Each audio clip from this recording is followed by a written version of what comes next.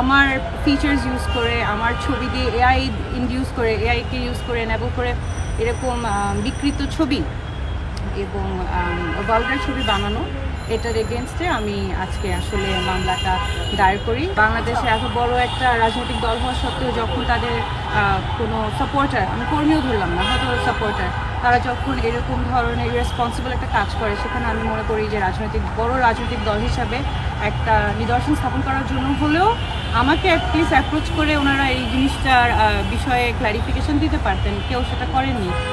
উল্টা আমি দেখেছি যে আমাকে বিভিন্নভাবে ওইটা রিশেয়ার রিপোস্ট করে করে আরও বেশি হ্যারাস করা হচ্ছে এবং এই যে কন্টিনিউয়াসলি আমাকে হ্যারাস করা হচ্ছে, তার উপরে আমার ফিচার্স ইউজ করে, আমার ছবি দিয়ে এআই ইনডিউস করে, এআইকে ইউজ করে এনেবল করে এরকম বিকৃত ছবি এবং ভালগার ছবি বানানো, এটার এগেনস্টে আমি আজকে আসলে মামলাটা দায়ের করি শাহবাগ থানার সাইবার সুরক্ষা আইনে।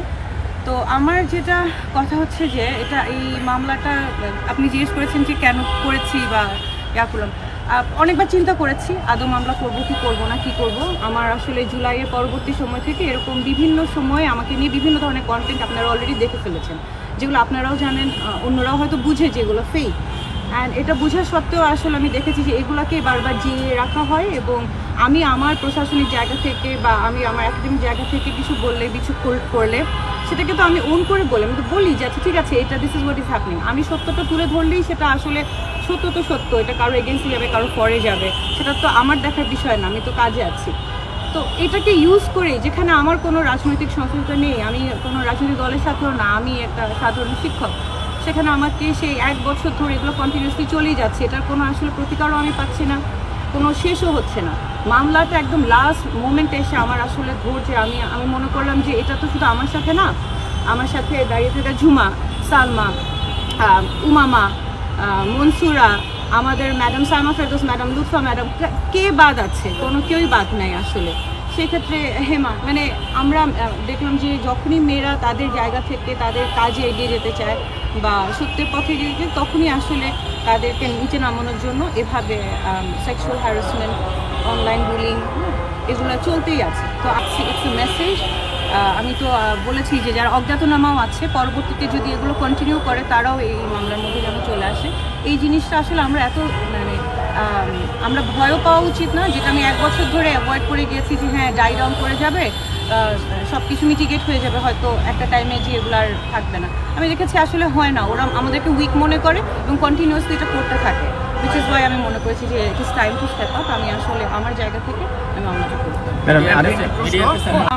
আমার কাছে খুবই দুঃখজনক। আই থিঙ্ক আমি একলা না, আমার সাথে যত নারী শিক্ষার্থী আছে যারা পলিটিক্যালি অর সোশ্যালি অ্যাক্টিভিজম করে, তারা সবাই একই জিনিসের আসলে ভিকটিম হচ্ছে। সেটা হচ্ছে যে খুব বিকৃত, এটা আসলে আমাদের জন্য খুবই আনকমফোর্টেবল এবং মানে এটা এক ধরনের হ্যারাসমেন্টও।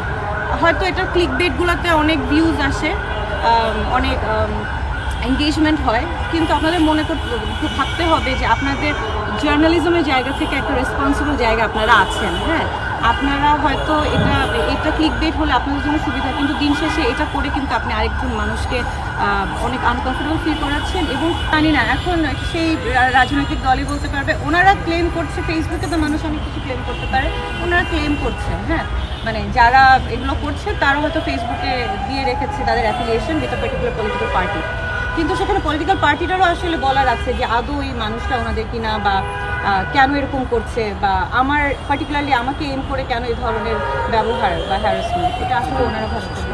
ম্যাডাম সর্বশেষ একটা প্রশ্ন হচ্ছে ম্যাডাম, শেষ প্রশ্ন ম্যাডাম, সেটা হচ্ছে যে প্রশাসনের পক্ষ থেকে আসলে দেখেন আমরা দেখেছি নির্বাচনের সময় এরকম অনেক সাইবার ইউনিটি গঠিত হয়েছে, আমরা কেসগুলো ওখানে দেওয়া হয়েছে কেস, আর এটার বিস্তারিত বলতে পারবে হচ্ছে যে ফ্যাকাল্টিজ যাদের সাথে অ্যাসোসিয়েটেড, কিন্তু আমাদের সেটা নাম। আচ্ছা, আমাদের অভিযোগে হলো ভাইরা, আপনারা সকলে অবগত আছেন যে বিগত কিছুদিন যাবৎ আমাদের শ্রদ্ধেয় ম্যামের ছবি বিকৃত করে বিভিন্ন আইডি থেকে পোস্ট করা হয়েছে, বিভিন্নজন বিভিন্নভাবে শেয়ার করেছেন, অনেক ফেক আইডি থেকেও পোস্ট করা হয়েছে। তো আমরা কিছু আইডি আইডেন্টিফাই করেছি, যাদেরকে আমরা আইডেন্টিফাই করতে পেরেছি তাদের নামে স্পেসিফিকভাবে সাইবার সুরক্ষা আইনে মামলা দেওয়া হয়েছে এবং মামলাটি অধিকতর তদন্তের জন্য এবং দ্রুত নিষ্পত্তির জন্য এটা ডিবি সাইবার ইউনিটে পাঠানো হয়েছে।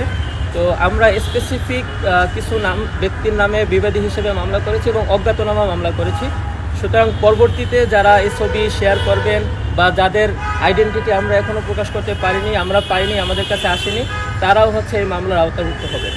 তো এ ব্যাপারে হচ্ছে ম্যাম সংক্ষেপে তার আগে আপনি রাজনৈতিক সংশ্লিষ্টতা আমরা বেশিরভাগই রাজনৈতিকভাবে সংশ্লিষ্ট এবং আমরা দেখেছি যে অনেকে হচ্ছে জিয়া সাইবার ফোর্স সাধারণ সম্পাদক, জিয়া সাইবার ফোর্স ঢাকা দক্ষিণ মহানগর, বা অনেকে দেখছি যে জাতীয়তাবাদী দল বিএনপি তাদের আইডিতে লেখা। আবার এখানে আমরা একজনকে আইডেন্টিফাই করেছি, সে হচ্ছে ঠিক আছে নীরব হোসেন, শিক্ষার্থী, ঢাকা কলেজ, এবং তার ফেসবুক পোস্টে লেখা ছিল যে জাতীয়তাবাদী দল বা ছাত্র দল এভাবে। তারপরে আমরা কোনো পোস্টে ছিল কি স্পেসিফিক পোস্টটা হচ্ছে আমরা এখন আইডেন্টিফাই করতে পারিনি, ফেসবুক থেকে আমরা যতটুকু পেয়েছি। তো এখানে আমি নামগুলো বলছি। আমাদের 1 নং বিবাদী হচ্ছে মোস্তফা খন্দকার, সাংবাদিক ও অ্যাক্টিভিস্ট, এবং আমরা দেখেছি যে সে জাতীয়তাবাদী দল বিএনপির সাথে যুক্ত এবং বিএনপির নেতৃবৃন্দকে নিয়ে তিনি অনেক পডকাস্টের আয়োজন করেছেন। 2 নং বিবাদী মহিউদ্দিন মোহাম্মদ, লেখক ও অ্যাক্টিভিস্ট, তিনিও হচ্ছে তার আইডি থেকে বিকৃতভাবে ছবি পোস্ট করে সেখানে অনেক অশালীন ভাষায় কমেন্ট করেছেন, ক্যাপশন দিয়েছেন। 3 নং বিবাদী হচ্ছে নীরব হোসেন, সে হচ্ছে ঢাকা আমাদের ডেইলি ক্যাম্পাসের ম্যামকে নিয়ে একটা করা পোস্টে খুবই কুরুচিপূর্ণ ভাষায় হচ্ছে সেখানে কমেন্ট করেছেন। এবং 4 নং বিবাদী আশফাক হোসাইন ইভান, তিনিও কুরুচিপূর্ণ ক্যাপশন দিয়ে ম্যামের বিকৃত ছবিগুলো হচ্ছে পোস্ট করেছেন। এবং অজ্ঞাতনামা বিবাদীরাও যারা হচ্ছে এই পোস্ট শেয়ার করেছেন, যাদেরকে আমরা আইডেন্টিফাই করতে পারিনি।